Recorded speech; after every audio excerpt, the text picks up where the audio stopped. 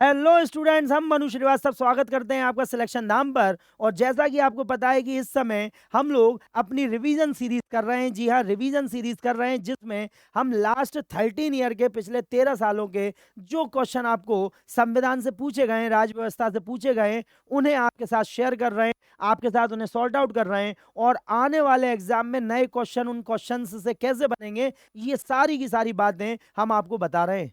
तो चलिए फिर देर ना करते हुए शुरू करते हैं कि आज हम लोग भारतीय राज्य व्यवस्था के कितने क्वेश्चन करने वाले हैं। तो ये तो हम आपको पहले बता देंगे, आज हम लोग 40 क्वेश्चन 40 क्वेश्चन कंप्लीट करेंगे। और यकीन मानिए इसके बाद आपका परसेप्शन बदल जाएगा संविधान के प्रति। आप देखेंगे कि कितने अच्छे तरीके से हम क्वेश्चन को अटेम्प्ट कर सकते हैं और उनसे नए क्वेश्चन निकाल भी सकते हैं।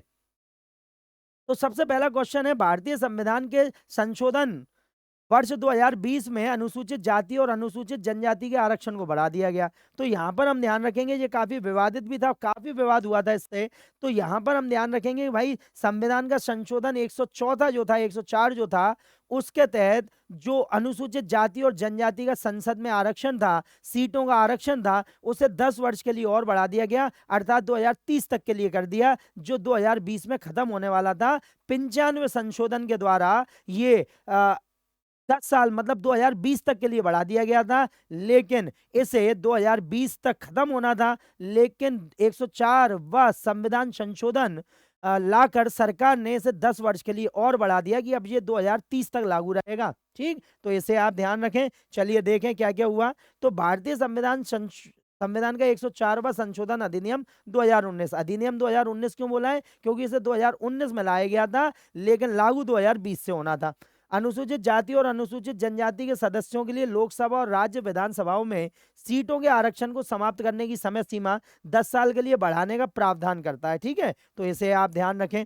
अनुसूचित जाति और जनजाति के लिए सीटों का आरक्षण 2020 में 95 संशोधन द्वारा अनिवार्य रूप से समाप्त होने के लिए निर्धारित किया गया था। तो यहां पर हम ध्यान रखेंगे कि 95 संविधान संशोधन जो किया गया था, उसके तहत 2020 तक जो संसद में जो चुनावों में आरक्षण मिला हुआ है अनुसूचित जाति जनजाति के लिए, उसे समाप्त होना था। लेकिन इसे 2020 से फिर से 10 साल के लिए बढ़ा दिया गया 104 संविधान संशोधन के द्वारा।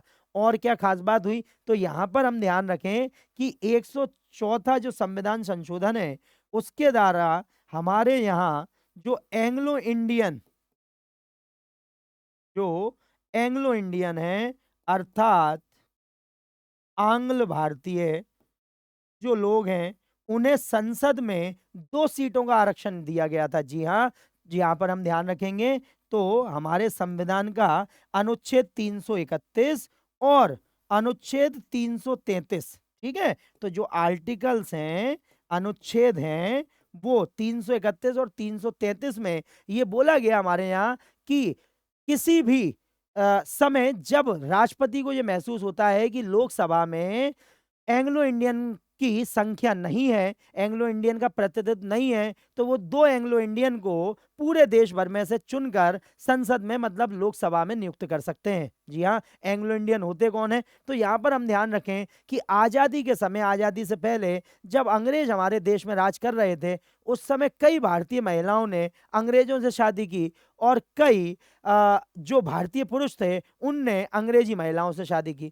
अब उनके जो बच्चे कहलाए, उन्हीं को हमने एंग्लो इंडियन कहा। और ऐसे लोगों की संख्या कम थी और ऐसे लोग चुनाव में जीतकर लोकसभा नहीं पहुंच सकते थे। इसी वजह से सरकार ने ये नियम दिया कि यदि एंग्लो इंडियन का प्रतिनिधित्व लोकसभा में नहीं है, एंग्लो इंडियन जीत के नहीं आए हैं, तो राष्ट्रपति 2 एंग्लो इंडियंस को चुनकर मतलब उन्हें निकाल कर उन्हें नियुक्त कर सकते हैं लोकसभा में। जी हाँ, कोई भी 2 ऐसे एंग्लो इंडियन जो बुद्धिमान हैं, पढ़े लिखे हैं और संसद की कार्रवाई में और एंग्लो इंडियन का पूरी सोसाइटी का प्रतिनिधित्व कर सकते हैं, उन्हें राष्ट्रपति अपने द्वारा नियुक्त करके ला सकते थे लोकसभा में। जी हाँ, लेकिन अब क्योंकि आजादी को 75 साल हो चुके हैं और यहाँ पर एंग्लो इंडियन जितने भी थे वो अब एंग्लो इंडियन नहीं, पूरे इंडियन हो चुके हैं। और इसी वजह से इस 331 और 333 का जो अनुच्छेद है इसे समाप्त कर दिया गया 104 संविधान संशोधन के द्वारा। तो अब एंग्लो इंडियन का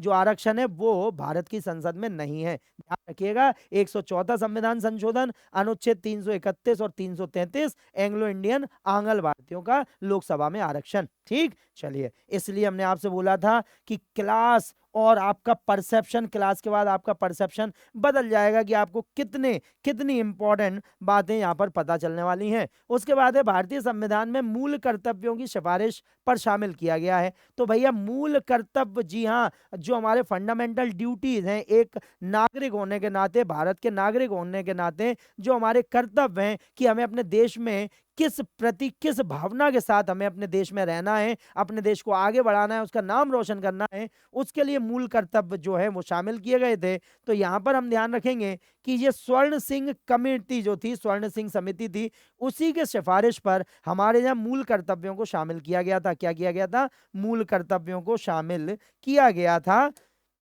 तो मौलिक कर्तव्य का विचार रूस के संविधान से प्रेरित है। मोस्ट इंपॉर्टेंट क्वेश्चन है, हर साल किसी ना किसी एग्जाम में आपसे पूछा ही जाता है, बताया जाता है भाई कहां से है प्रेरित, तो रशिया के संविधान से प्रेरित है। इन्हें स्वर्ण सिंह समिति की सिफारिशों पर 42वें संवैधानिक संशोधन अधिनियम 1976 जो लागू हुआ 3 जनवरी 1977 से लागू, द्वारा संविधान के भाग चौथे ए वाले, क्योंकि पहले से ही था ऑलरेडी, चौथा भाग पहले से था, तो 4A मतलब ए वाले पार्ट में मूल कर्तव्यों को जोड़ दिया गया। ठीक है, और भाग 4 है, अनुच्छेद 51A है। ठीक, तो 51A में शामिल किया गया। जी हाँ, अब हमारे यहाँ वर्तमान में 11 मूल कर्तव्य हैं जो भारत के नागरिक होने के नाते हमें जिनका पालन करना चाहिए। तो देखिए कितने सारे इंपॉर्टेंट क्वेश्चन आपको यहाँ पर मिल रहे हैं कि 42वें संविधान संशोधन 1976 के द्वारा इन्हें लाया गया था, लागू कब से हुए?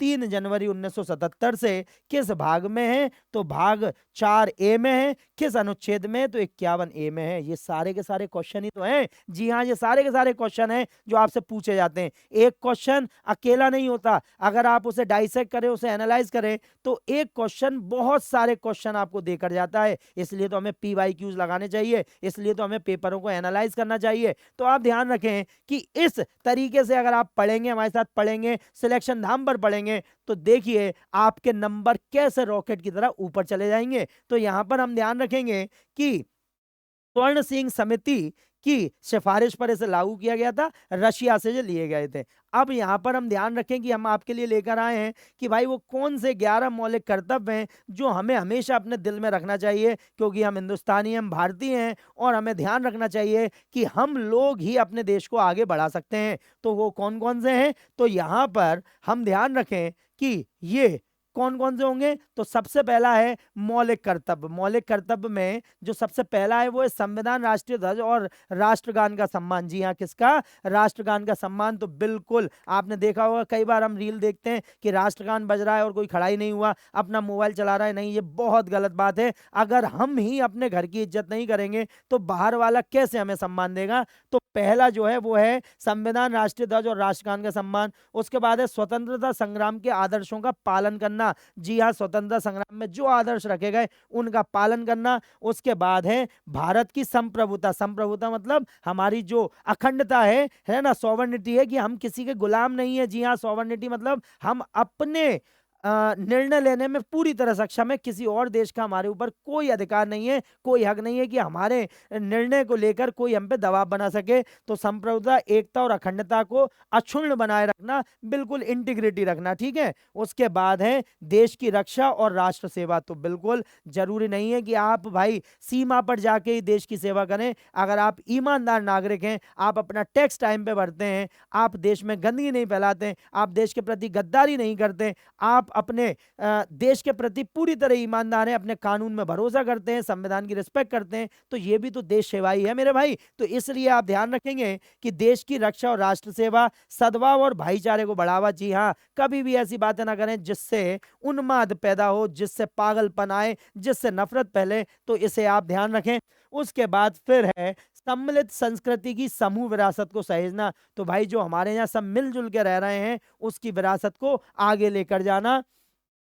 उसके बाद है प्राकृतिक संसाधनों, वन, झील, नदी और पर्यावरण का संरक्षण करना। ठीक, उसके बाद है वैज्ञानिक सोच व मानवता का विकास। जी हाँ, वैज्ञानिक सोच और मानवता का विकास। जी हाँ, हमें पिछड़ा नहीं बनना है, हमें आगे बढ़ना है, समय के साथ चलना है और इसी वजह से वैज्ञानिक सोच के साथ मानवता का विकास करना है। उसके बाद है फिर सार्वजनिक संपत्ति की सुरक्षा और हिंसा का त्याग। जी हाँ, सार्वजनिक संपत्ति और सुरक्षा, जो हिंसा है, संपत्ति की सुरक्षा और हिंसा का त्याग करना है। भाई, जो जैसे स्टेशन है, जैसे किले हैं, रोड हैं, जो सरकार हमारे लिए बनवा रही है, उसकी सुरक्षा हमारी जिम्मेदारी है, वो खराब ना हो, उसमें गंदगी ना फैले, ये हमारी तो जिम्मेदारी है, क्योंकि हैं तो वो हमारे ही। तो इसी वजह से आप ध्यान रखें। उसके बाद सभी क्षेत्रों में उत्कर्ष की ओर बढ़ने का प्रयास। जी हाँ, जो भी हम कर रहे हैं उसमें एक्सीलेंस की तरफ बढ़े, उत्कृष्टता की तरफ बढ़े, बस वही है। और उसके बाद जो 86वें संविधान संशोधन, जी हाँ, यहां पर आप ध्यान रखेंगे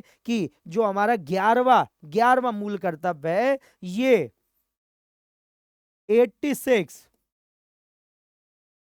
अमेंडमेंट एक्ट, जी हाँ, 86वें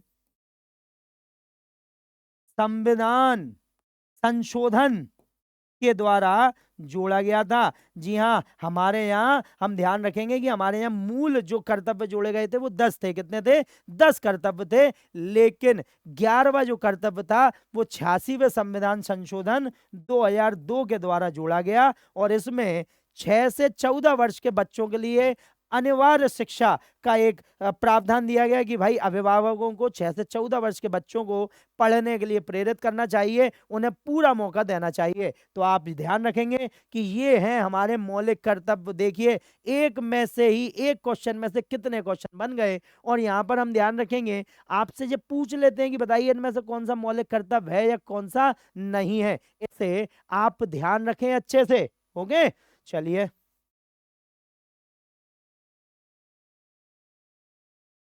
नेक्स्ट है, भारतीय संविधान के अनुच्छेद 157 में कहा गया है कि किसी राज्य के राज्यपाल नियुक्त होने के लिए किसी व्यक्ति द्वारा निम्नलिखित में से कौन सी योग्यताएं पूरी की जानी चाहिए। तो उसे एक भारतीय नागरिक होना चाहिए। बिल्कुल, हमारे यहाँ कोई भी पोस्ट हो, हमारे यहाँ कोई भी पद हो, भारत का नागरिक तो होना ही चाहिए। उसके बाद उसने 35 वर्ष की आयु पूर्ण कर ली हो। जी हाँ, बिल्कुल सही बात है। तो यहाँ से तो दोनों सही आ रहे हैं। तो आप देख सकते हैं कि बिल्कुल सही, यहाँ पर एक और दो, दूसरा दोनों ही सही हैं, क्योंकि हम अनुच्छेद 153 से 167 तक राज्यपाल के बारे में पढ़ते हैं और यहां पर हम देखते हैं कि राज्यपाल की क्या क्या शक्तियां हमें मिल जाती हैं। तो देख सकते हैं, किसी राज्य की राज्यपाल की नियुक्ति राष्ट्रपति द्वारा उनके हस्ताक्षर पत्र के आधार पर की जाएगी। अनुच्छेद 155 में लिखा हुआ है, राज्यपाल के रूप में नियुक्ति के लिए पात्र होने वाला व्यक्ति भारत का नागरिक होना चाहिए और 35 वर्ष की आयु पूर्ण कर चुका हो। अनुच्छेद 157 में लिखा हुआ है। देखिए, हर बात,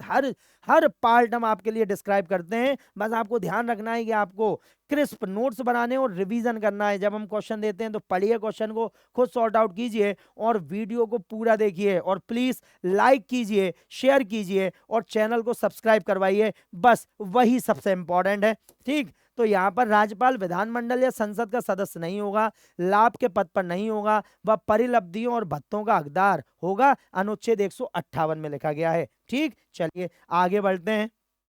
उसके बाद है, भारत के संविधान का निम्नलिखित में से कौन सा अनुच्छेद कुछ दशाओं में गिरफ्तारी और निरोध से संरक्षण प्राप्त करता है। ठीक है, तो यह है अनुच्छेद 22। जी हाँ, हमारे जो मौलिक अधिकार है, फंडामेंटल राइट्स हैं, जो अनुच्छेद 12 से लेके 35 तक है, उसमें जो 22 है, जो अनुच्छेद 22 है, ये गिरफ्तारी के संबंध में हमें कुछ अधिकार देता है कि भाई जब हमें पुलिस गिरफ्तार करेगी तो किन किन बातों का पुलिस को ध्यान रखना होगा। और क्योंकि आप नागरिक हैं तो आपको भी अपने कर्तव्यों का ध्यान होना चाहिए, आपके परिवार को पता होना चाहिए कि पुलिस यदि आपको गिरफ्तार कर रही है तो आपके क्या क्या अधिकार हैं जो देने ही पड़ेंगे पुलिस को, अगर आप जागरूक हैं। ठीक, तो यहां पर अनुच्छेद 22 हो जाएगा। तो चलिए जरा देखें कि क्या क्या हो सकता है। तो ध्यान रखेंगे, मौलिक अधिकार संविधान के भाग 3 में अनुच्छेद 12 से 35 तक है, जो हमने आपको बताया। भाग 3 को भारतीय संविधान का मैग्ना कार्टा कहा जाता है। क्या कहा जाता है? मैग्ना कार्टा कहा जाता है। उसका क्या मतलब है? भाई इन्हीं ने तो भारतीयों का जीवन बचा रखा है। जी हाँ, अगर ये अधिकार नहीं मिले होते हमें तो हम कहीं से कहीं तक आज जिस स्वतंत्रता के साथ जी पा रहे हैं, जिस अधिकार के साथ जी पा रहे हैं, वो नहीं होता हमारे जीवन में। इसलिए इसे मैग्ना कार्टा कहा जाता है। इसी से हम भारतीयों की जिंदगी बच पाई है। ध्यान रखें, अनुच्छेद 22 गिरफ्तार या हिरासत में लिए गए व्यक्तियों को सुरक्षा प्रदान करता है। ठीक है, क्या करता है? सुरक्षा प्रदान करता है। नजरबंदी 2 प्रकार की होती है। ठीक है, डिटेंशन 2 प्रकार का होता है, मुकदमे और सजा के बाद सजा, और निवारक मुकदमे और देश सिद्धि के बिना सजा। ठीक है, अब देखिए क्या मतलब हो रहा है इसका।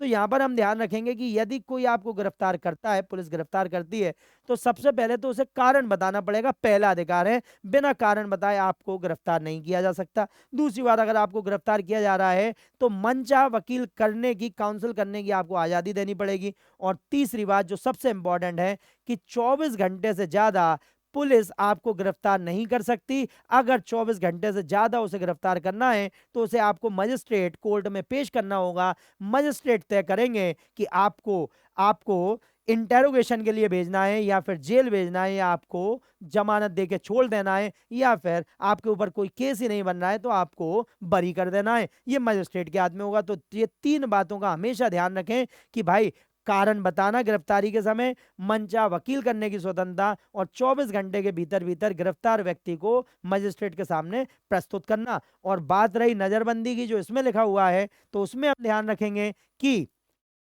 अगर आप जेल में हैं, क्योंकि आपके ऊपर जो आरोप लगे हैं उसमें जमानत नहीं मिल रही है, आपको आपकी सुनवाई चल रही है, तो आप जितने दिन जेल में हैं, तो ये हैं आप बिना सजा के, बिना दोषी पाए हुए जेल में। और उसके बाद आपको जब सजा मिलती है तो आप दोषी अगर पाए जाते हैं तो आपको सजा मिली। अब सजा के दौरान, सजा जब आपका ट्रायल चल रहा था, उसी समय आप 2 साल तक जेल में रहे, और फिर जब आपको सजा मिली तो आपको 5 साल की सजा हुई। तो उस 5 साल में से आप 2 साल ऑलरेडी जेल में रह चुके हो, तो उन्हें डिडक्ट किया जाएगा और 3 साल की सजा आपको मिलेगी। इसे आप ध्यान रखें। चलिए नेक्स्ट है, कैबिनेट और राज्यपाल के बीच संपर्क की एकमात्र कड़ी है। तो भाई कैबिनेट और राज्यपाल के बीच मुख्यमंत्री जो है ना हमारे, वही एक कड़ी है। जैसे राष्ट्रपति और कैबिनेट के बीच हमारे प्रधानमंत्री कड़ी होते हैं, उसी तरह राज्य में राज्यपाल और कैबिनेट मतलब मंत्रिमंडल के बीच मुख्यमंत्री कड़ी होते हैं। अनुच्छेद 164 हमें ये बता देता है। ठीक, तो इसे आप अच्छे से ध्यान रखें कि ये मुख्यमंत्री हैं। राज्य का मुख्यमंत्री राज्यपाल और मंत्रिपरिषद के बीच संवाद का प्रमुख माध्यम होता है।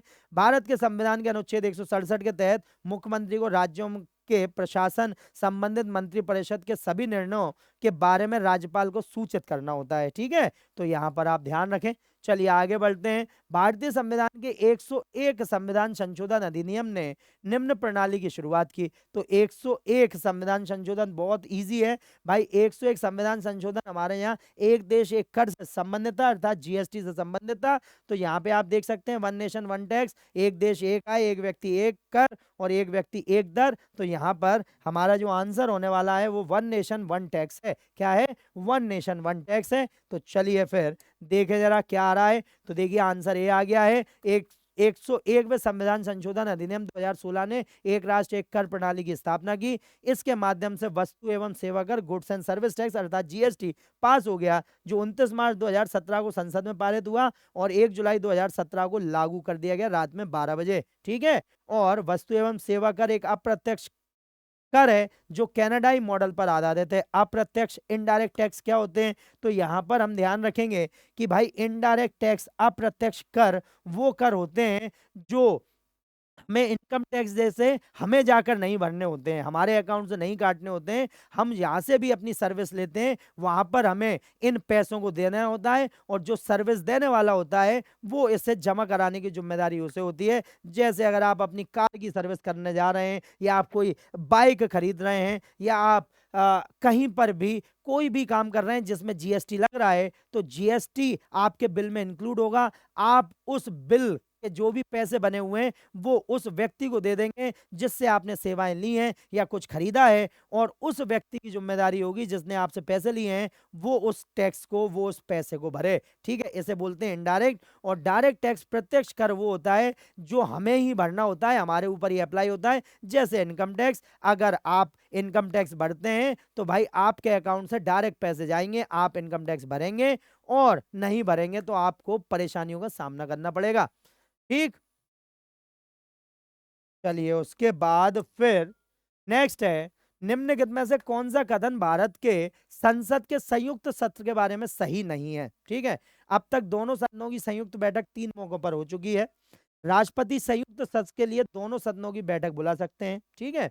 उसके बाद राज्यसभा के सभापति उप राष्ट्रपति संयुक्त सत्र की अध्यक्षता करते हैं और संसद के दोनों सदनों के बीच गतिरोध को दूर करने के लिए संयुक्त सत्र का आयोजन किया जाता है। तो भाई यहाँ पर हम ध्यान रखेंगे कि जब भी संयुक्त सत्र होगा, मतलब लोकसभा और राज्यसभा की एक साथ मीटिंग करवाई जाएगी, तो उसकी अध्यक्षता लोकसभा के अध्यक्ष करते हैं। जी हाँ, लोकसभा के। अगर अभी लोकसभा और राज्यसभा की संयुक्त बैठक हो तो हमारे माननीय ओम बिरला जी जो लोकसभा के अध्यक्ष हैं वो इसकी अध्यक्षता करेंगे, ना कि हमारे उपराष्ट्रपति। तो यहाँ पर जो गलत हो गया वो ये वाला है, सी वाला गलत है, ये नहीं होना चाहिए। ठीक, तो चलो जरा देखें कि क्या है। तो भारतीय संविधान के अनुच्छेद 108 में संसद के दोनों सदनों की संयुक्त बैठक का प्रावधान है। संयुक्त बैठक राष्ट्रपति द्वारा बुलाई जाती है, इंपॉर्टेंट बात है। ठीक, उसके बाद लोकसभा अध्यक्ष संयुक्त बैठक की अध्यक्षता करते हैं। अध्यक्ष की अनुपस्थिति में लोकसभा के उपाध्यक्ष, और अगर लोकसभा के उपाध्यक्ष भी नहीं है तो उनकी अनुपस्थिति में राज्यसभा के उपसभापति, सभापति नहीं उपसभापति के द्वारा इसकी अध्यक्षता की जाएगी। ये ध्यान रखें, इसमें उपराष्ट्रपति का कोई भी रोल नहीं है। ठीक, चलिए तो फिर आगे बढ़ लेते हैं। तो यहां पर है, भारतीय संविधान के किस अनुच्छेद के तहत मौलिक कर्तव्यों को परिभाषित किया गया है? तो भाई अभी हमने आपको बताया था किस अनुच्छेद के तहत, ये हमने बहुत डिटेल में आपको बताया। तो 51A, जी हाँ, कौन सा है? 51A। और हमने आपको पूरे 11 के 11 मौलिक कर्तव्य भी हमने आपको बताए हैं। तो मौलिक कर्तव्य 51A में है, भाग 4A के अनुच्छेद 51A में है। तो मौलिक कर्तव्य से सरदार स्वर्ण सिंह समिति की सिफारिश पर लागू किया गया था, जो भारतीय संविधान के भाग 4A के 51A में है, जो हमने आपको बता दिया। 1976 के 42वें संविधान संशोधन अधिनियम ने भारतीय संविधान में 10 मौलिक कर्तव्यों को जोड़ा था, बता चुके हैं हम आपको। 86वें संविधान संशोधन 2002 में बाद में सूची में 11वां मौलिक अधिकार जोड़ा, ये भी हमने आपको बता दिया। उसके बाद है, केवल वर्ष की अधिक आयु के भारतीय नागरिक ही किसी राज्य के राज्यपाल के पद पर नियुक्त हो सकते हैं। तो यहां पर हमने आपको बताया था कि ये जो राज्यपाल हैं उनके लिए 35 वर्ष की आयु सबसे ज्यादा इंपॉर्टेंट है। जब वो 35 वर्ष के हो सकते हैं तभी वो राज्यपाल बन सकते हैं। अभी ही हमने थोड़ी देर पहले इसके बारे में डिस्कस किया था। ठीक है, तो एक राज्य के राज्यपाल को राष्ट्रपति द्वारा उनके हस्ताक्षर और मोहर के तहत वारंट द्वारा नियुक्त किया जाएगा। 155 में लिखा हुआ है, राज्यपाल के रूप में नियुक्ति के लिए पात्र होने वाला व्यक्ति भारत का नागरिक होना चाहिए और उसने 35 वर्ष की आयु पूर्ण करनी हो 157 में, जो अभी थोड़ी देर पहले ही हम लोगों ने पढ़ा है। उसके बाद है, नियुक्ति के लिए राज्यपाल विधानमंडल या संसद का सदस्य नहीं होगा तथा किसी लाभ के पद पर नहीं होगा। पद निर्वहन के दौरान वह परिलब्धियों और भत्तों का हकदार होगा। अनुच्छेद 158 में है कि भाई लाभ का पद मतलब कोई भी लाभ का पद मतलब गवर्नमेंट ऑफिसर नहीं होना चाहिए। ठीक, उसे आप ध्यान रखेंगे। चलिए, उसके बाद है, भारत के संविधान का कौन सा अनुच्छेद अस्पृश्यता की अवधारणा को समाप्त करता है और किसी भी रूप में इसके व्यवहार को निषिद्ध करता है? तो हमने लास्ट टाइम भी आपको बताया था, ऐसा ही एक क्वेश्चन मिला था हमें कि भाई 17 पे खतरा। जी हाँ, अगर आपने छुआछूत क्या बढ़ावा दिया या उसको रखा तो ये आपके लिए खतरनाक साबित होगा। तो 17 पे है खतरा, और इसी को आपको ध्यान रखना है कि भाई ऐसा काम ना करें, किसी को उसकी जाति के आधार पर न तोलें, वो श्रेष्ठ है या नहीं है ये उसके कर्म के आधार पर ही तय किया जा सकता है। ठीक, तो ये ध्यान रखें। भारतीय संविधान के अनुच्छेद 17 में कहा गया है कि अस्पृश्यता को समाप्त कर दिया गया है तथा किसी भी रूप में इसका अभ्यास प्रतिबंधित है। अस्पृश्यता से उत्पन्न होने वाली किसी भी अक्षमता का प्रवर्तन कानून के अनुसार दंडनीय अपराध होगा। ओके, चलिए आगे बढ़े। निम्नलिखित में से किसने संवैधानिक उपचार के अधिकार को संविधान की आत्मा कहा था? तो भाई बड़ी ही इंपॉर्टेंट बात है, यही है वो मौलिक कर्तव्य जो हमें मिले, जिन्हें हम कोर्ट के द्वारा अपने आप को सुरक्षित रख सकते हैं, कोर्ट के द्वारा हमें मिल सकते हैं। अगर कोई हमारे अधिकारों का अतिक्रमण कर रहा है, हमारा शोषण कर रहा है, तो कोर्ट, सुप्रीम कोर्ट और हाई कोर्ट के द्वारा हम बच सकते हैं, खुद को सिक्योर कर सकते हैं। और इसी की वजह से इसे संविधान की आत्मा कहा गया। और ये और कोई नहीं, हमारे संविधान के निर्माता श्री बी आर अम्बेडकर जी थे, जिन्होंने ये कहा, बी आर अम्बेडकर जी ने। ठीक, चलिए तो देखे जरा हुआ क्या है। तो यहाँ पर बी आर अम्बेडकर ने संवैधानिक उपचार के अधिकार को भारतीय संविधान का हृदय और आत्मा बताया था। अब संवैधानिक उपचार जो कॉन्स्टिट्यूशनल रेमेडी है वो आप ध्यान रखेंगे कि अनुच्छेद 32 में है। जी हाँ, किसमें है? आर्टिकल 32 में ये है। और यहाँ पर हम ध्यान रखेंगे कि ये बहुत इंपॉर्टेंट है, क्योंकि अगर ये अधिकार हमें नहीं मिले होते तो पता नहीं अभी तक क्या हुआ होता। ठीक, तो इसे आप ध्यान रखेंगे। ऐसा इसलिए क्योंकि जब हमारे किसी अधिकार का उल्लंघन होता है तो हम अदालतों के माध्यम से उपचार की तलाश कर सकते हैं। ठीक है, और यदि ये यहाँ एक मौलिक अधिकार है तो हम सीधे सर्वोच्च न्यायालय या राज्य के उच्च न्यायालय में जा सकते हैं, हमें किसी के थ्रू जाने की जरूरत नहीं है। ठीक, चुनाव आयोग राज्य विधानमंडल और राष्ट्रपति एवं उपराष्ट्रपति के पदों के लिए चुनाव का संचालन करता है। तो आप ध्यान रखेंगे चुनाव आयोग जो है राज्य विधानमंडल मतलब हमारे जो विधानसभा के चुनाव होते हैं उसके लिए बोला गया है। ठीक है, अब चुनाव आयोग तो भाई संसद के चुनाव भी तो मतलब लोकसभा के जो चुनाव होंगे वो भी तो हमारा आयोग ही करवाएगा, चुनाव आयोग। तो यहाँ पर आप ध्यान रखेंगे एक ऑप्शन आपको दिख रहा है संसद, तो हो जाएगा चुनाव आयोग संसद, राज्य विधानमंडल और राष्ट्रपति एवं उपराष्ट्रपति के पदों के लिए चुनाव का संचालन करता है। ठीक है, अगर बात की जाए पंचायत और नगर पालिकाओं के लिए तो ये राज्य निर्वाचन आयोग करवाएगा। क्या करवाएगा? स्टेट इलेक्शन कमीशन करवाएगा पंचायत और नगर पालिकाओं के चुनाव। जबकि चुनाव आयोग जो है वो विधानसभा जो हमारे एमएलए के चुनाव होते हैं उसमें और हमारे लोकसभा के चुनाव होते हैं उसके लिए तथा राष्ट्रपति और उपराष्ट्रपति के पदों के लिए चुनाव को संचालित करवाते हैं। तो भारत का चुनाव आयोग अनुच्छेद 324 एक स्वायत्त संवैधानिक प्राधिकरण है जो भारत में संघ और राज्य चुनाव प्रक्रियाओं को प्रशासित करने के लिए जिम्मेदार है।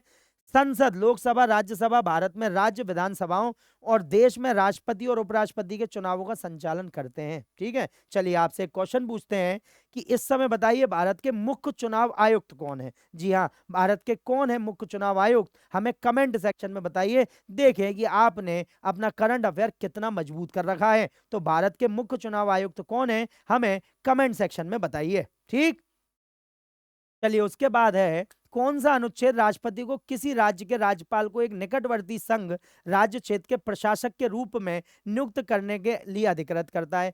तो भाई जैसा कि हमने देखा कि राज्यपाल की नियुक्ति कौन करते हैं? राष्ट्रपति करते हैं। और राष्ट्रपति को यह अधिकार है कि उन्हीं राज्यपाल को किसी केंद्र शासित प्रदेश का उपराज्यपाल या फिर है ना उपराज्यपाल या फिर प्रशासक भी बनाया जा सके। जी हाँ, केंद्र शासित जितने भी प्रदेश हैं उसमें राज्यपाल नहीं होते, या तो उपराज्यपाल होंगे या प्रशासक होंगे। ठीक है, तो यहां पर हम ध्यान रखेंगे कि भाई ध्यान रखेंगे कि इनमें से कौन सा आर्टिकल है जो इस बात की अधिकार दे देता है राष्ट्रपति को। यह है आर्टिकल 239(2) का दूसरा उपखंड। ठीक, चलिए तो देखें जरा क्या क्या है इसमें खास। तो अनुच्छेद 239(2) के अनुसार प्रत्येक केंद्र शासित प्रदेश को राष्ट्रपति द्वारा नियुक्त किए जाने वाले प्रशासक के माध्यम से ऐसे पदनाम के साथ प्रशासित किया जाएगा जैसा कि वो निर्दिष्ट कर सकते हैं। ठीक, चलिए उसके बाद अनुच्छेद 239(2) के अनुसार भाग है में निहित होने के बावजूद राष्ट्रपति किसी राज्य के राज्यपाल को एक निकटवर्ती केंद्र शासित प्रदेश के प्रशासक के रूप में नियुक्त कर सकते हैं। अर्थात अभी वो राज्यपाल हैं ऑलरेडी, लेकिन कोई और केंद्र शासित प्रदेश में उन्हें प्रशासक नियुक्त किया जा सकता है।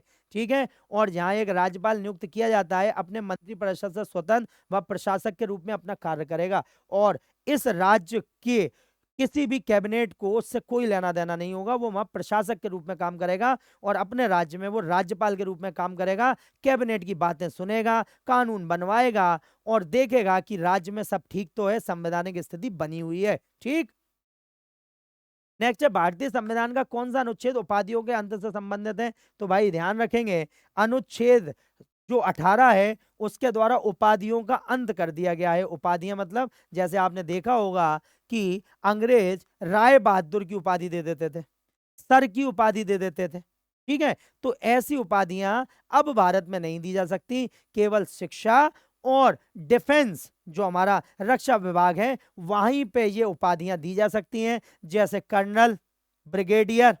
ठीक है, और दूसरा जैसे पीएचडी करने के बाद डॉक्टर की उपाधि मिल गई, तो ये सिर्फ केवल यही उपाधि दी जा सकती है। अब बात रही भारत रत्न या फिर पद्मश्री, पद्मश्री या पद्म भूषण विभूषण कहते हैं ना, भारत रत्न श्री लता मंगेशकर की, तो ये उपाधियां नहीं है, ये सम्मान है। और कई स्टूडेंट्स को ये हमेशा कंफ्यूजन रहता है कि सर जब उपाधियों का अंत कर दिया गया है तो फिर सचिन तेंदुलकर को भारत रत्न सचिन तेंदुलकर क्यों बोला जाता है? तो भाई ऐसा नहीं है, ये सम्मान माने जाते हैं और ये इन्हें उपाधि नहीं माना जाता, तो इसी वजह से इनका यूज, इनका प्रयोग किया जा सकता है। लेकिन आप राय बहादुर सर जैसे शब्दों का प्रयोग नहीं कर सकते, जैसे अंग्रेजों ने सर की उपाधि दे दी रविन्द्रनाथ टैगोर को, ठीक है, इन्हें राय बहादुर की उपाधि दे दी, ये अब नहीं हो सकता। तो अनुच्छेद 18 में ये क्लियर लिखा हुआ है कि आप ऐसा नहीं कर सकते हैं। ठीक, मौलिक अधिकार संविधान के भाग अनुच्छेद 12-35 में निहित हैं, बता दिया। अनुच्छेद 18(1) में सभी उपाधियों को समाप्त कर देता है या राज्य को किसी भी नागरिक या गैर नागरिक को उपाधि प्रदान करने से रोकता है।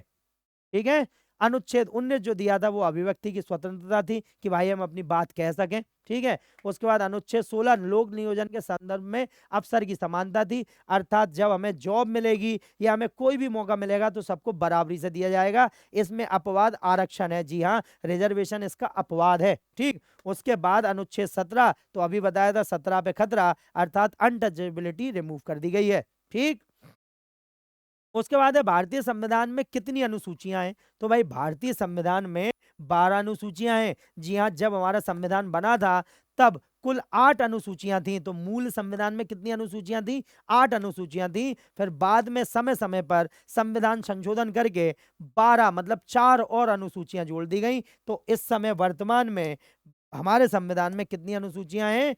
12 अनुसूचियां हैं, जिन्हें आपको हमेशा ध्यान रखना है। ठीक, अनुसूचियां मूल रूप से सारणी होती हैं जिन्हें अतिरिक्त विवरण होते हैं जिनका अनुच्छेद में उल्लेख नहीं किया गया है। तो देखिए एक्चुअली क्या है, हमारा संविधान वैसे भी विश्व का सबसे बड़ा संविधान है, लेंथी संविधान है। अब कुछ जैसे पंचायत हैं, पंचायत में 29 विषय हैं। अब अगर संविधान में वो पूरे 29 विषय लिखेंगे तो संविधान का साइज और पेज नंबर सोचिए कितना हो जाएगा। तो इसी से बचने के लिए ऐसे विषय जो ज्यादा लेंथी हैं उन्हें अनुसूचियों में वर्णित कर दिया गया है। तो आप पढ़ेंगे कि भाई पंचायतें, तो फिर अगर आपको पंचायत के बारे में पूरा डिटेल चाहिए तो आपको वहां से पता चलेगा कि शेड्यूल नंबर 11 अनुसूची 11 में पंचायतों का पूरा वर्णन है, उसके 29 विषय का वर्णन है। तो बस यही आप ध्यान रखना, इसलिए अनुसूचियां जरूरी होती हैं, शेड्यूल जिन्हें बोलते हैं। भारतीय संविधान में मूल रूप से 8 अनुसूचियां थी, विभिन्न संशोधनों द्वारा 4 और अनुसूचियां जोड़ी गई, जो अब कुल मिलाकर 12 हो गई हैं। कितनी हो गई हैं? 12 हो गई हैं। भारत के संविधान का निम्नलिखित में से कौन सा अनुच्छेद यह कहता है कि भारत के लिए महान्यायवादियों की नियुक्ति राष्ट्रपति के द्वारा की जाएगी? भाई महान्यायवादी क्या होते हैं? Attorney general. जी हाँ, भारत सरकार के सबसे बड़े कानून के ज्ञाता, सबसे बड़े अधिकारी, जो भारत सरकार का प्रतिनिधित्व करते हैं, जो भारत सरकार को बताते हैं कि क्या कानूनन है और क्या गैर कानूनी है। ठीक है, तो महान्यायवादी जिन्हें बोलते हैं, तो ये हमारे सबसे बड़े लॉ ऑफिसर होते हैं। और अनुच्छेद 76 में हमें पता है कि राष्ट्रपति को यह अधिकार है कि वो महान्यायवादी की नियुक्ति कर सकते हैं। ठीक, इसे आप ध्यान रखें। चलिए देखें क्या क्या हो रहा है इसमें। तो भारत का महान्यायवादी एजी अटॉर्नी जनरल संघ की कार्यकारिणी का एक भाग है। महान्यायवादी देश का सर्वोच्च विधि अधिकारी होता है, चीफ लॉ ऑफिसर होता है। ठीक है, संविधान के अनुच्छेद 76 में भारत के महान्यायवादी के कार्यालय का प्रावधान है। आर वेंकटमणि भारत के वर्तमान अटॉर्नी जनरल हैं। ठीक है, और इन्होंने 1 अक्टूबर 2022 को 16वें अटॉर्नी जनरल के रूप में अपना पद ग्रहण किया था। ठीक है, तो आप ध्यान रखना, ध्यान रखना। हमने आपसे भारत के मुख्य चुनाव आयुक्त का नाम पूछा है, तो कमेंट में हमें बताइएगा। चलिए, उसके बाद है भारतीय संविधान का निम्नलिखित में से कौन सा अनुच्छेद भारत के नियंत्रक एवं महालेखा परीक्षक के लिए एक स्वतंत्र कार्यालय का प्रावधान करता है? तो भाई भारत के महालेखा परीक्षक, जो कि हमारे मतलब जिन्हें हम बोलेंगे कि लोक वित्त के रक्षक हैं। जी हाँ, हमारा जो धन है सार्वजनिक, जो हम टैक्स देते हैं, उसके रक्षक हैं। हिसाब किताब रखते हैं कि सरकार सही से पैसा खर्च कर रही है, टैक्स ले रही है, नहीं ले रही, और कहीं किसी गलत काम में तो पैसा नहीं लग रहा है। ये सब का सब रहता है हमारे auditor general, controller and auditor general. और ये अनुच्छेद 148 में है। जी हाँ, 148 से 151 तक, यहाँ पर हम ध्यान रखेंगे 152 तक, ये पूरा का पूरा प्रावधान हमें मिलता है कि जो हमारे ऑडिटर जनरल, कैग जिन्हें हम बोलते हैं, सीएजी, उनके पूरे के पूरे प्रावधान इसमें दिए गए हैं। तो चलिए आगे बढ़ें। तो देखें अनुच्छेद 148 भारत के नियंत्रक एवं महालेखा परीक्षक कैग की नियुक्ति शपथ और सेवा की शर्तों से संबंधित है। कैग की नियुक्ति राष्ट्रपति के द्वारा की जाती है, ध्यान रखना किसके द्वारा, राष्ट्रपति के द्वारा। और इंपॉर्टेंट जो क्वेश्चन आता है वो 148 अनुच्छेद से आएगा या फिर उनके जो वर्ष है उनसे आएगा। देखिए इनकी नियुक्ति की जाएगी 6 वर्ष के लिए या फिर 65 वर्ष की आयु के लिए, जो भी पहले हो जाए। अगर 55 साल में कोई कैग बनता है तो वो 61 साल में रिटायर हो जाएंगे, ठीक है। और यदि कोई 60 साल में या 62 साल में कोई बनता है कैग तो वो केवल 3 साल ही कर पाएंगे और 65 साल में रिटायर हो जाएंगे, तो जो भी पहले हो। और एक बार जो कैग बन गया है ना, वो फिर कभी किसी और कोई और सरकारी अधिकारी नहीं बन पाएगा, वो कोई भी सेवा अपनी तरफ से एज गवर्नमेंट ऑफिसर नहीं दे पाएगा, ठीक है। तो ये बिल्कुल अंतिम जॉब होती है किसी भी अधिकारी की, क्योंकि इसके बाद उन्हें कोई भी सरकारी नौकरी नहीं दी जाएगी, ठीक है। कैग को लोक वित्त का संरक्षक माना जाता है, जो भी हमने आपको बता दिया, custodian of finance, public finance, ठीक। उसके बाद है उपाधियों का अंत उल्लेख निम्नलिखित में से किस अनुच्छेद के द्वारा किया गया है। तो देखिए अभी अपन ने यही पढ़ा था और फिर से आ गया कि भाई अनुच्छेद 18 में उपाधियों का अंत कर दिया गया है। हमने आपको बता दी उपाधियां क्या होती हैं, तो इसे आप ध्यान रखें, ठीक है। तो मौलिक अधिकार संविधान के भाग 3 में अनुच्छेद 12 से 35 तक है। अनुच्छेद 18(1) में सभी उपाधियों को प्रतिबंधित कर दिया गया है, ठीक। चलिए उसके बाद है भारतीय संविधान का कौन सा अनुच्छेद भारत के नियंत्रक महालेखा परीक्षक के कर्तव्यों और शक्तियों से संबंधित है। तो भाई यहां पर हम ध्यान रखेंगे कि महालेखा परीक्षक के कर्तव्य और शक्तियों से, तो अभी हमने आपको बताया कि अनुच्छेद 148 तो 100% है। अब क्या होने वाला है, तो अब अनुच्छेद कौन सा हो जाएगा। अब यहां पर हम ध्यान रखेंगे कि अनुच्छेद 149 में इन्हें कर्तव्यों और शक्तियों से संबंधित दिया गया। 148 में जब हमने आपको बताया था कि भाई शपथ और सेवा की शर्तें, इससे पहले ही जस्ट क्वेश्चन किया है हमने, एक क्वेश्चन पहले से, तो उसमें बताया गया था कि सेवा शर्तों से संबंधित है 148 और 149 तो 100% है कि 149 जो है वो कर्तव्य और शक्तियों से संबंधित होगा। क्योंकि यहां पर आप 160 और 165 देखेंगे तो आर्टिकल है ही नहीं, क्योंकि 148 से ही आर्टिकल शुरू होते हैं। और फिर अगर आप देखोगे 160 तो ये तो राज्य पहुंच जाएगा, जो 153 से अगर आप देखोगे तो राज्यपाल स्टार्ट हो जाएंगे। तो यहां पर हम ध्यान रखेंगे कि 148 में सेवा की शर्तें हैं और यहां पर उनके कर्तव्यों और शक्तियों का वर्णन किया गया है। तो सीएजी की नियुक्ति राष्ट्रपति के द्वारा उनके हस्ताक्षर के तहत की जाएगी, जो हम आपको बता चुके हैं। उसके बाद है वैज्ञानिक सोच और मानवता को विकसित करना एक है। तो भैया वैज्ञानिक सोच और मानवता को हमने आपको अभी पूरे के पूरे 11 मौलिक कर्तव्य हमारे बताएं कि एक नागरिक होने के नाते कौन कौन से मौलिक कर्तव्य जरूरी हैं। तो यहां पर हम ध्यान रखेंगे कि ये कौन से हैं, तो यहां पर मूल कर्तव्य हैं, तो ये हो जाएगा हमारा फंडामेंटल ड्यूटी। जी हाँ, मौलिक कर्तव्य ये हो गए हमारे, ठीक। चलिए आगे बढ़े फिर। तो ये तो हम आपको बता चुके हैं, तो इन्हें आपको पढ़ने की जरूरत अब नहीं पड़ेगी, ठीक।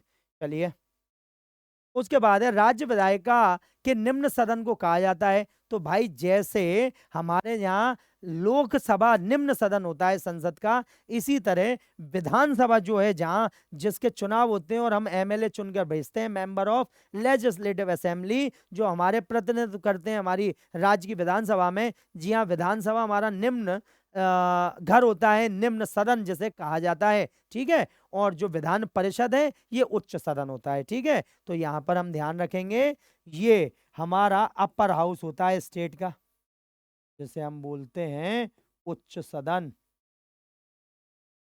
ठीक है। और ये जो विधानसभा है ये निम्न सदन होता है, जैसे लोकसभा निम्न सदन होता है संसद का, और राज्यसभा अपर हाउस होता है, मतलब उच्च सदन होता है संसद का। उच्च सदन का मतलब क्या है, तो भाई उच्च सदन का मतलब है ये भंग नहीं होते, विधान परिषद और राज्यसभा भंग नहीं होते। इसमें इसके सदस्य रिटायर होते जाते हैं, उनकी जगह नए सदस्य आते जाते हैं। लेकिन लोकसभा और विधानसभा 5 साल के बाद भंग होती हैं, नए चुनाव होते हैं, नए मेंबर आते हैं और फिर से नई सरकार का गठन होता है। तो इसलिए आप ध्यान रखेंगे विधानसभा और लोकसभा निम्न सदन माने जाते हैं। क्या माने जाते हैं, निम्न सदन माने जाते हैं। तो राज्य का निचला सदन विधानसभा कहा जाता है, जो केंद्र के लोकसभा के समान है। राज्य का ऊपरी सदन विधान परिषद कहलाता है, जो केंद्र के राज्यसभा के समान है। एक राज्य विधानसभा में न्यूनतम 60 सदस्य, ये ध्यान रखना, न्यूनतम कितने होने चाहिए 60 और अधिकतम 500 सदस्य होने चाहिए। ठीक है, अधिकतम 500 सदस्य और कम से कम 60 सदस्य होने ही चाहिए, इसे आप ध्यान रखें। ठीक, अब इसके अपवाद भी हैं। जी हाँ, जैसे गोवा में केवल 40 विधानसभाएं सीटें हैं, तो वो सरकार और अपवाद के रूप में लिया जाता है। वैसे हमारे यहाँ विधानसभा तभी बन सकती है जब मिनिमम 60 सीटें उसमें हो विधानसभा की। ठीक, चलिए, भारतीय संविधान के मौलिक कर्तव्य निम्नलिखित में से किस देश के संविधान से अंगीकृत किए गए? तो आपको बताया था हमने कि भाई रूस से लिए गए हैं, तो ये है यूएसएसआर, वर्तमान रूस। और यहीं से हमने आपको बताया था कि कई क्वेश्चन सिर्फ उसी एक क्वेश्चन में से बन जाते हैं। ठीक, चलिए, तो देखा बनाना क्वेश्चन, बिल्कुल, साच को आज क्या, चमत्कार को नमस्कार। और यही यही वो तरीका है जिससे हम पास हो पाते हैं जीएस में। हम इस तरीके से अपना टेक ऑफ करते हैं कि बस फिर हम रॉकेट की गति से आगे बढ़ते हैं और एक शानदार ऑफिसर बनकर सबके सामने आते हैं। ठीक, तो यहाँ पर मौलिक कर्तव्यों को भारतीय संविधान के भाग 4 के ए के तहत अनुच्छेद 51 का के साथ शामिल किया गया है। ठीक है, चलिए, तो ये तो हमने आपको बता दिया। 86वें संविधान संशोधन 2000 बाद के बाद 11वां जोड़ा गया। ठीक है, चलो, उसके बाद है भारतीय संविधान के भाग 4 ए के अनुसार जो माता पिता या अभिभावक है उनका कर्तव्य है कि वह अपने बच्चे या जैसा भी मामला हो प्रतिपाल को वर्ष तक आयु की वही शिक्षा का अवसर प्रदान करें। देखिए आ रहा है ना क्वेश्चन, देखिए आप खुद देखिए कि यहाँ पर लिखा हुआ है शिफ्ट 1 20 फरवरी 2024। अब बताइए और क्या हम बता सकते हैं आपको कि जो हमने बताया वही क्वेश्चन आएंगे और वैसे ही आपसे पूछे जाएंगे। तो ये हमने बताया था 6 से 14 वर्ष। जी हाँ, 11वां जो हमारा मौलिक कर्तव्य है जो 86वें संविधान संशोधन 2002 के द्वारा जोड़ा गया, उसके द्वारा क्या होगा, उसके द्वारा होगा 6 से 14 वर्ष के जो बच्चे हैं उन्हें बिल्कुल अधिकार मिले पढ़ने का। ठीक, तो मौलिक कर्तव्य संविधान के भाग जो लिखा हुआ है 76 में 42वें संविधान अधिनियम ने भारतीय संविधान में 10 मौलिक कर्तव्य जोड़े थे। उसके बाद 2002 86वें संविधान संशोधन द्वारा 11वां मौलिक कर्तव्य जोड़ा गया था। अब तो आपको ये याद ही हो गए होंगे। और 2002 में अनुच्छेद 51 ए जे के अनुच्छेद जोड़ा गया जिसमें कहा गया कि यह प्रत्येक नागरिक का जो माता पिता या अभिभावक है मौलिक कर्तव्य है कि वह 6 से 14 वर्ष की आयु तक के बीच के बच्चे को मुफ्त और अनिवार्य शिक्षा के अवसर प्रदान करें। ठीक, उसके बाद है 2015 में भारत के योजना आयोग के स्थान पर किस संस्था की स्थापना की गई? तो भाई ये तो मुंह जवानी याद है कि योजना आयोग जो है उसका स्थान ले लिया हमारे नीति आयोग ने। जी हाँ, किसने ले लिया? नीति आयोग ने इसका स्थान ले लिया। ठीक, चलो तो देखें जरा हुआ क्या है। तो यहाँ पर हम ध्यान रखेंगे योजना आयोग की स्थापना मार्च 1950 में की गई थी। ध्यान रखना आप, भारत सरकार के एक संकल्प द्वारा की गई थी। ठीक है, ये संवैधानिक संस्था नहीं थी, संवैधानिक संस्था आप हटा नहीं सकते, लेकिन योजना आयोग को क्यों भंग कर दिया गया? क्योंकि वो संवैधानिक संस्था नहीं थी। इस समय की जरूरत के हिसाब से सरकार के नजरिए में वो फिट नहीं बैठ रही थी, इसलिए मोदी गवर्नमेंट ने, जब मोदी जी आए तो उन्होंने बोला कि योजना आयोग जो है वो पुराना हो चुका है, उसकी जगह हमें एक नए आयोग, थिंक टैंक ऑर्गेनाइजेशन की जरूरत है। और इसी वजह से उन्होंने नीति आयोग की स्थापना की। पंचवर्षीय योजना योजना आयोग के द्वारा तैयार की जाती थी और लागू की जाती थी। ठीक, 12वीं पंचवर्षीय योजना 2012-2017 भारत की अंतिम पंचवर्षीय योजना थी। इंपॉर्टेंट क्वेश्चन है, आपको पता होना चाहिए। ठीक है, उसके बाद तो ये आप अंडरलाइन करना कि पंचवर्षीय योजना योजना आयोग लाता था और 2012 से 17 तक की जो 12वीं पंचवर्षीय योजना थी ये हमारी अंतिम पंचवर्षीय योजना थी। योजना आयोग को 2015 में नीति आयोग नामक थिंक टैंक द्वारा प्रतिस्थापित कर दिया गया। ठीक है, थिंक टैंक मतलब जो विचार करेगा, नीतियां बना के सरकार को बताएगा कि ऐसा ऐसा होना चाहिए, सरकार को अच्छी सलाह देगा। ठीक है, उसके बाद फिर यहां पर हम ध्यान रखें कि न्यायाधीश को हटाए जाने के संबंध में नीचे दिए गए कथन को पूरा कीजिए। तो भाई अब क्या बोलता है? तो यह केवल उच्च न्यायालय के न्यायाधीशों को हटाने की प्रक्रिया निर्धारित करता है। भारतीय संविधान न्यायाधीशों को हटाने के लिए बहुत कठिन प्रक्रिया निर्धारित करता है। न्यायाधीश को हटाने के लिए कोई प्रक्रिया निर्धारित नहीं करता, न्यायाधीशों को हटाने के लिए बहुत लचीली प्रक्रिया निर्धारित करता है। तो भाई ध्यान रखेंगे कि न्यायाधीशों को हटाने की जो प्रक्रिया है ना बहुत टफ है। और ये क्यों है? ये इसलिए है कि अगर न्यायाधीश ऐसे ही हटा दिए जाते, जैसे सस्पेंड हो गया कोई भी ऑफिसर, तो फिर वो सही फैसले सुना ही नहीं पाते। उन्हें जॉब सिक्योरिटी होनी चाहिए, उन्हें ये पता होना चाहिए कि भाई हम जो भी सही कर रहे हैं संविधान के साथ, उसके द्वारा हम पर कोई भी कार्रवाई नहीं की जा सकती।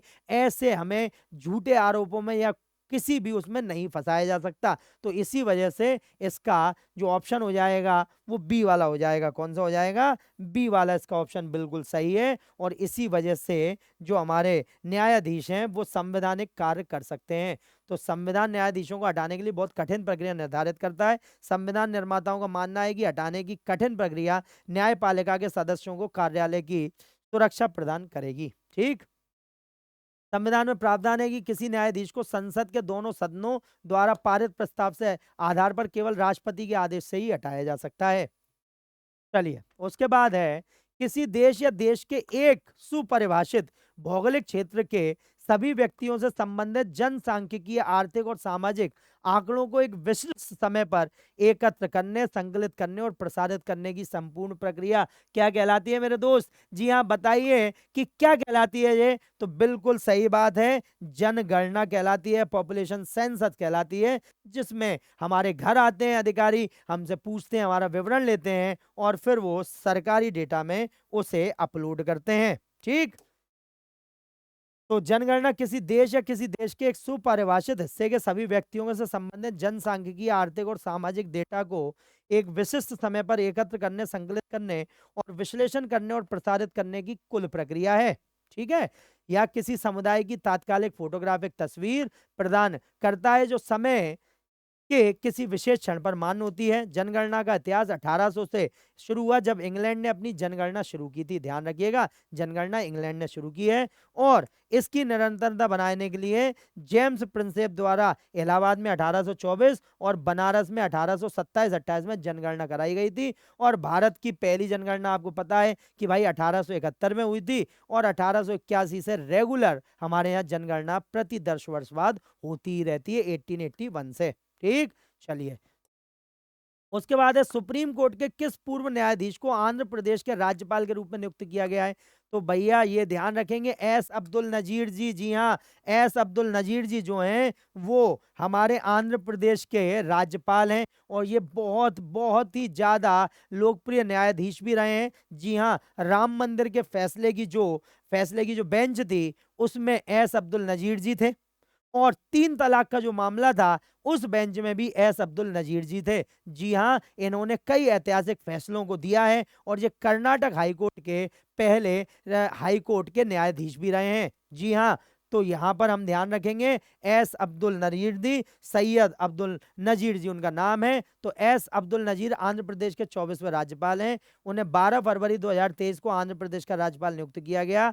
वन भारत के सर्वोच्च न्यायालय के पूर्व न्यायाधीश और कर्नाटक उच्च न्यायालय के पूर्व न्यायाधीश हैं। ठीक है। और ये केवल ऐसे तीसरे न्यायाधीश हैं जो किसी, देखिए सुप्रीम कोर्ट में जब कोई पहुंचता है तो वो 100% है किसी ना किसी उच्च न्यायालय का मुख्य न्यायाधीश होता है। लेकिन ये कर्नाटक हाई कोर्ट के मुख्य न्यायाधीश नहीं थे, तब भी इन्हें हाई कोर्ट में प्रमोट किया गया। तो ये केवल तीसरे ऐसे जज हैं। ठीक, तो इसे ध्यान रखें। और हम आपसे हमेशा बोलते हैं जो आपको मिलेगा सिलेक्शन दाम में ना, वो कहीं नहीं मिलने वाला। तो बस सिलेक्शन दाम को अपनी सफलता का साथी बनाइए और जुड़े रहिए सिलेक्शन दाम के साथ, क्योंकि अगर आप यहाँ आए हैं तो 100% है कि आपका सिलेक्शन होने वाला है। तो बस लाइक कीजिए, वीडियो को शेयर कीजिए, सब्सक्राइब कीजिए, इसी की तो हम लोगों को जरूरत है। ठीक, तो यहाँ पर भारत में अनुच्छेद 333 के उपबंधों के अधीन रहते हुए प्रत्येक राज्य की विधानसभा में अनाधिक सदस्यों मिलकर बनेगी। तो अभी हमने आपको बताया था कि भाई कितने, 500, ज्यादातर ज्यादा कितने सदस्य हो सकते हैं विधानसभा में एमएलए? तो 500 हो सकते हैं। अभी बताया। देखिए एक क्वेश्चन में से दूसरा क्वेश्चन कैसे निकलता है ये हम आपके सामने ही आपको बता रहे हैं। तो यहां पर हम ध्यान रखेंगे अनुच्छेद 333 के प्रावधानों के अधीन प्रत्येक राज्य की विधानसभा में राज्य के प्रादेशिक निर्वाचन क्षेत्रों से सीधे चुनाव द्वारा चुने गए सदस्य अधिक से अधिक 500 और कम से कम 60 सदस्य हो सकते हैं। कितने हो सकते हैं? 60 सदस्य। ठीक। प्रत्येक राज्य को प्रादेशिक निर्वाचन क्षेत्रों में इस प्रकार विभाजित किया जाएगा कि प्रत्येक निर्वाचन क्षेत्र की जनसंख्या और उससे आवंटित सीटों की संख्या के बीच अनुपात यथासंभव पूरे राज्य में समान हो। जी हाँ, यदि एक क्षेत्र में आबादी समान है और वहां पे 5 विधानसभा सीटें हैं, तो दूसरे क्षेत्र में भी जहाँ पे आबादी समान है वहां पर भी 5 विधानसभा सीटें हों, ये बिल्कुल कोशिश की जाएगी। ठीक, चलिए तो उससे पहले पानी पी लिया जाए।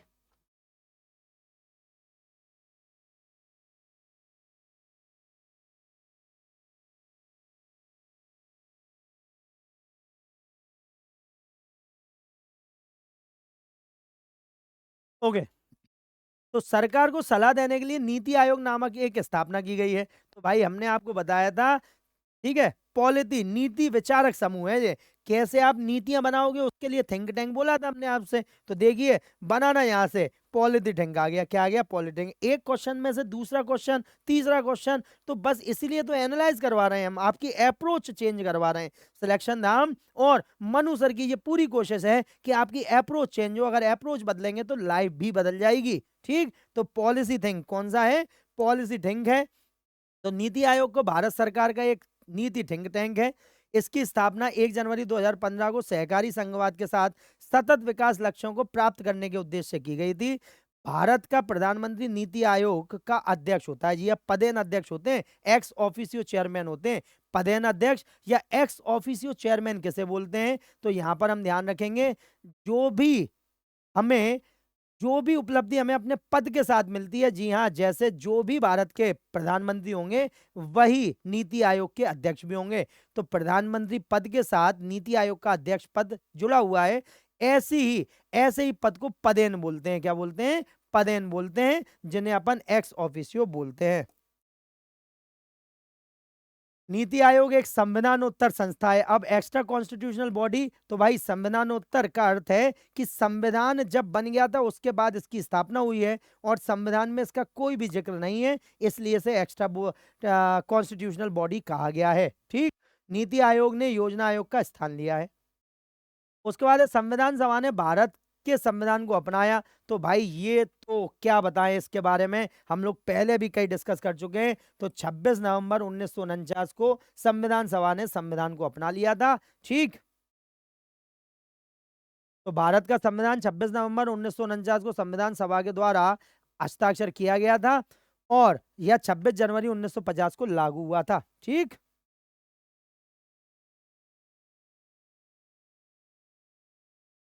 उसके बाद है भगोड़े आर्थिक अपराधियों को भारतीय अदालतों के अधिकार क्षेत्र से बाहर रहकर भारत में कानून की प्रक्रिया से बचने रोकने के लिए कौन सा उपाय प्रदान किया गया है। तो यहाँ पर है आर्थिक अपराधी अधिनियम 2018, भगोड़ा आर्थिक अपराधी अधिनियम 2018, या भगोड़ा अपराधी अधिनियम 2015, या विदेशी आर्थिक अपराधी अधिनियम 2018। तो इसका आंसर बी वाला होने वाला है। तो आपने देखा होगा विजय माल्या, नीरव मोदी, ये सब भारत में बहुत सारा कुछ मतलब गड़बड़ करके भाग गए। इन्होंने बहुत कर्जा लिया, उसे चुकाया नहीं, बैंकों को घाटों में डाल के भाग गए। तो ऐसे लोगों के लिए मोदी गवर्नमेंट ने एक अधिनियम लेके आई थी।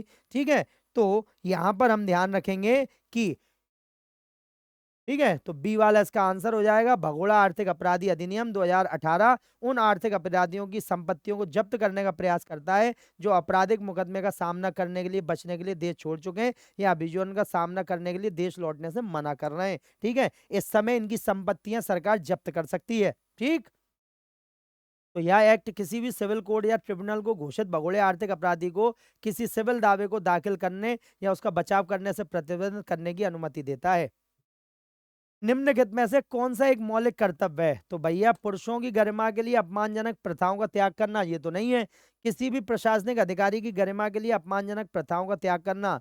उसके बाद अधिवक्ताओं की गरिमाओं के अपमानजनक प्रथाओं का त्याग करना, या ऐसी प्रथाओं का त्याग करें जो स्त्रियों के सम्मान के विरुद्ध हैं। जी हाँ, तो हमने बोला था ना कि हम आगे बढ़ेंगे, सम्मान रखेंगे हर किसी का और ऐसी विधियों को अपनाएंगे जिनसे देश आगे बढ़े। तो यहाँ पर ये बिल्कुल सही है कि डी वाला इसका आंसर हो जाएगा। क्या हो जाएगा, डी वाला बिल्कुल आंसर हो जाएगा। हमें एक्सीलेंस की ओर बढ़ना है, हमें उन प्रथाओं को त्यागना है जिनसे देश पिछड़ा रहेगा।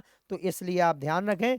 तो यहाँ पर मौलिक कर्तव्य रूस से लिया गया है, ये आपको ध्यान रखना है। और अनुच्छेद ई के अनुसार प्रत्येक नागरिक पर मौलिक में कर्तव्य के रूप में महिलाओं की गरिमा के लिए अपमानजनक प्रथाओं को समाप्त करने की जिम्मेदारी देता है।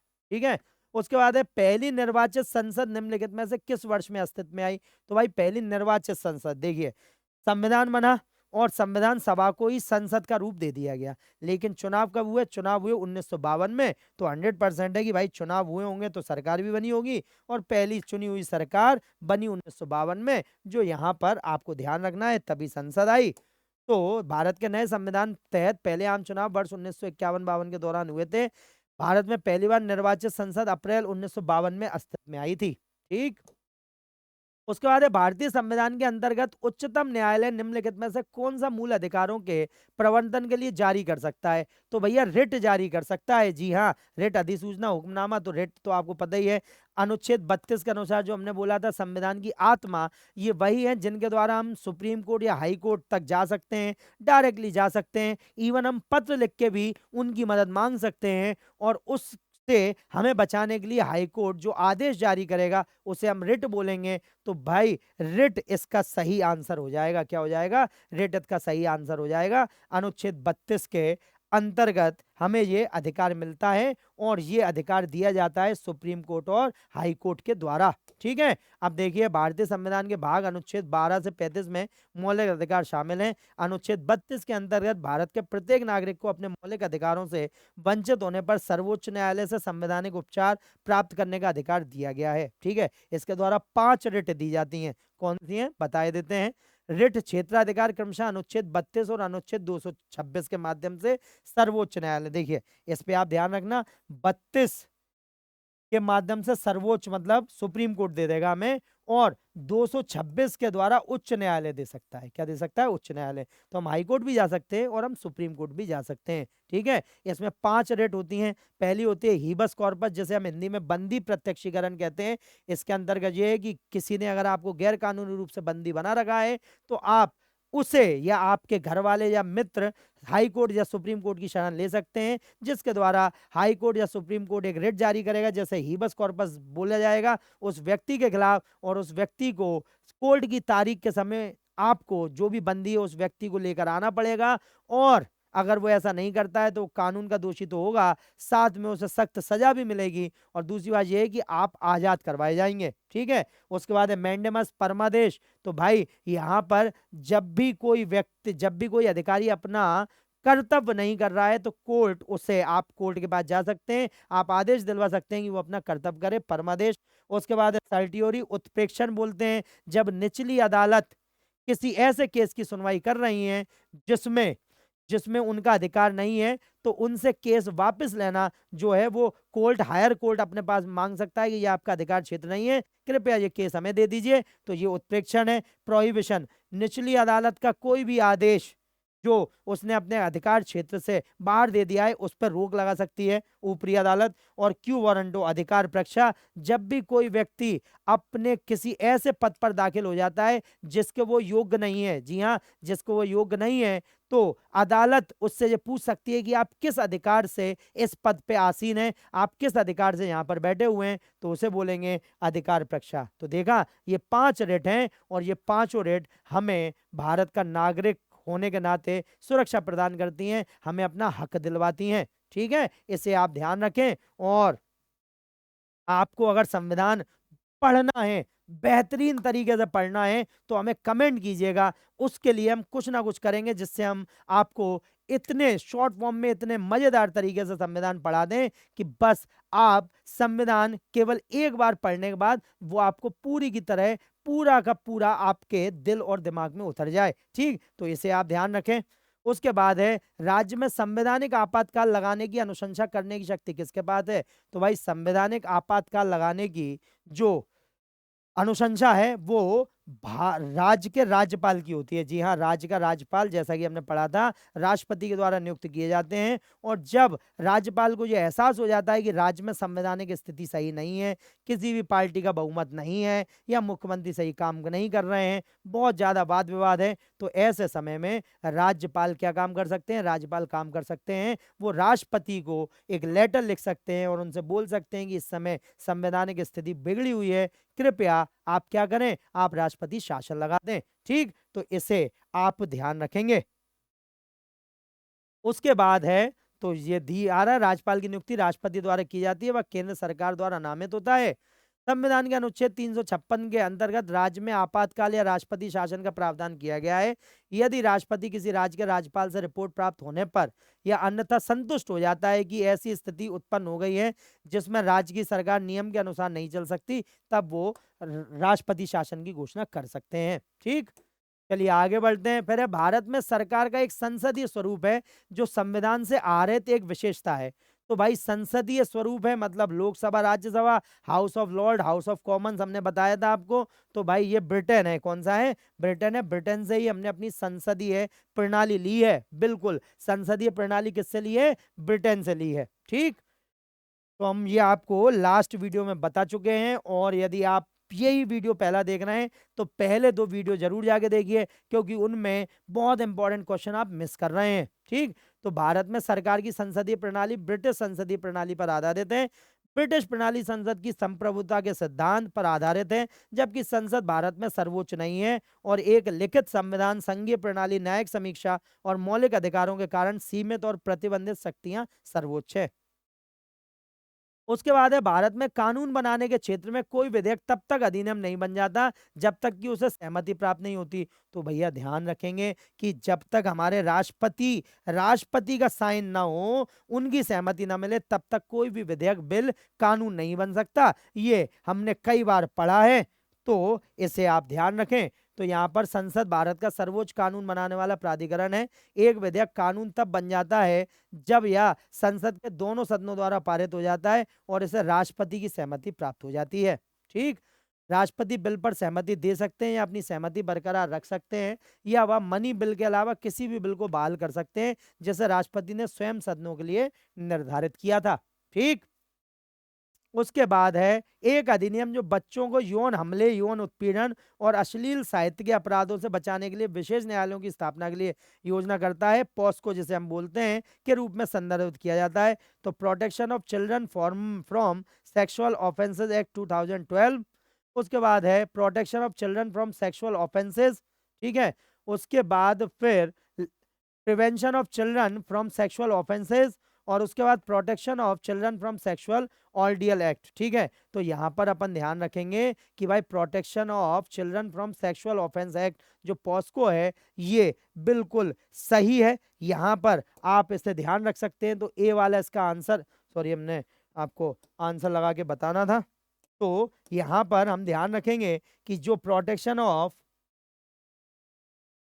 चिल्ड्रन फ्रॉम सेक्सुअल एक्ट है, वही हमारा पॉस्को एक्ट है जो हम आपको अभी बता रहे थे। ठीक,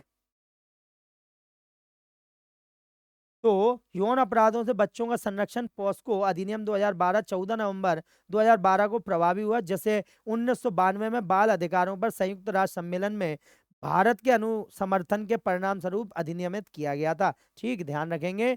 इसी विशेष कानून का उद्देश्य यौन शोषण और बच्चों के यौन शोषण के अपराधों को संबोधित करना है, जिन्हें या तो विशेष रूप से परिभाषित नहीं किया गया या जिन्हें पर्याप्त रूप से दंडित किया गया था। ठीक, चलिए उसके बाद है, विधान परिषद के कुल सदस्यों की संख्या राज्य विधानसभा के सदस्यों की कुल संख्या से अधिक नहीं होगी, किंतु यह सदस्य संख्या किसी भी स्थिति में 40 से कम नहीं होनी चाहिए। तो हम ध्यान रखेंगे कि हमारा जो विधान सभा है वो निचला सदन है, और जो विधान परिषद है वो उच्च सदन है, अपर हाउस हमने आपको बताया था राज्यसभा जैसे। तो यहाँ पर हम ध्यान रखेंगे कि जब भी कभी बात होगी तो विधानसभा के 1/3 सदस्य से ज्यादा नहीं होने चाहिए। क्या नहीं होने चाहिए? ज्यादा, और 40 से कम नहीं होने चाहिए। ठीक है, तो जितने भी सदस्य होंगे वो 100% क्या होंगे? 1/3 हो सकते हैं। जो भी विधान जितने एमएलए हैं, जितने भी एमएलए हैं उनका 1/3 हो सकता है, और अगर 1/3 हो रहा है और वो कम है तो फिर बात नहीं बनेगी, मिनिमम 40 भी होने चाहिए। ठीक, तो संविधान के अनुच्छेद 171 के अंतर्गत किसी राज्य की विधान परिषद में राज्य विधानसभा की कुल संख्या के 1/3 से अधिक और 40 से कम सदस्य नहीं होंगे। यह एक स्थायी निकाय है जिसका विघटन नहीं हो सकता। बताया था कि यह भंग नहीं होता, इसमें सदस्य रिटायरमेंट लेते हैं और नए सदस्यों की नियुक्ति होती जाती है। ठीक है। विधान परिषद के सदस्य एमएलसी का कार्यकाल 6 वर्षों का होता है, ध्यान रखना 6 वर्षों का कार्यकाल होगा, जिसमें हर 2 वर्षों में 1/3 सदस्य सेवानिवृत्त होते हैं, जो हमने आपको बता दिया है। अब बात है कि अभी वर्तमान में हर राज्य में विधान परिषद नहीं है, केवल 6 राज्यों में विधान परिषद है, जिनका नाम हमने यहाँ पे आपको दिया है। बिहार है, कर्नाटक है, महाराष्ट्र है, आंध्र प्रदेश है, तेलंगाना है और उत्तर प्रदेश वो राज्य हैं जिनमें विधान परिषद है और विधानसभा है। बाकी हमारे जितने राज्य हैं उनमें केवल विधानसभा ही है। ठीक है, तो इसे आप ध्यान रखेंगे। चलिए, उसके बाद है भारतीय संविधान का कौन सा अनुच्छेद मूल कर्तव्यों से संबंधित है। तो भाई यहीं से हमने शुरू किया था और यहीं पर हम खत्म कर रहे हैं। हमने आपसे बोला था ना कि एक क्वेश्चन में से बहुत क्वेश्चन निकलते हैं। हमने आपको अंडरलाइन करके बताए थे कि ये जो सारे क्वेश्चन आते हैं, आप देखिए सारे के सारे क्वेश्चन आपसे आ रहे हैं। तो 51A इसका आंसर हो जाएगा। क्या हो जाएगा? मूल कर्तव्य 51A से संबंधित है। आपको ये पता है, याद ही हो गए होंगे, क्योंकि अगर आप सिलेक्शन नाम पे पढ़ रहे हैं तो यहाँ पढ़ाई मजेदार है और असरदार भी है। तो ध्यान रखेंगे कि भाई मजेदार और असरदार पढ़ने के लिए आपको सिलेक्शन धाम पर आना है और सिलेक्शन धाम से ही आपको ऑफिसर बनने का सपना सच कर दिखाना है। तो ये आप ध्यान रखें कि कहाँ तक ये हमने पढ़े थे। मौलिक कर्तव्यों को संविधान के भाग 4A 51A में शामिल किया गया है और 1976 के 42वें संविधान संशोधन अधिनियम में भारतीय संविधान में 10 मौलिक कर्तव्यों को जोड़ा गया, जो हमने आपको बताया था। ठीक है, 42वां संविधान संशोधन 76 को 3 जनवरी 1977 को लागू हुआ था, बताया था। और 86वें संशोधन अधिनियम 2002 ने बाद में सूची में 11वां मौलिक कर्तव्य जोड़ा, जो 6 से 14 वर्ष तक के बच्चों के लिए अनिवार्य शिक्षा प्रदान करता है। और ये लिए गए सब यूएसएसआर या रूस से। ठीक है, तो देखिए कितने मजे मजे में हमने 40 क्वेश्चन कंप्लीट किए। और जैसे 40 क्वेश्चन नहीं थे, ये 500 क्वेश्चन थे, क्योंकि हर क्वेश्चन में से कई सारे क्वेश्चन हमने कवर किए हैं। तो अब हम मिलेंगे अपने लास्ट सीरीज के लास्ट वीडियो में, जिसमें फिर से हम आपको बहुत सारे संविधान के क्वेश्चन करवाएंगे। और यकीन मानिए, अगर आपने ये सीरीज पूरी की है तो आपके नंबर 100% बढ़ने वाले हैं। तो चलिए फिर मुलाकात करते हैं अपने अगली वीडियो में। अपना ध्यान रखिए। जय हिंद, जय भारत।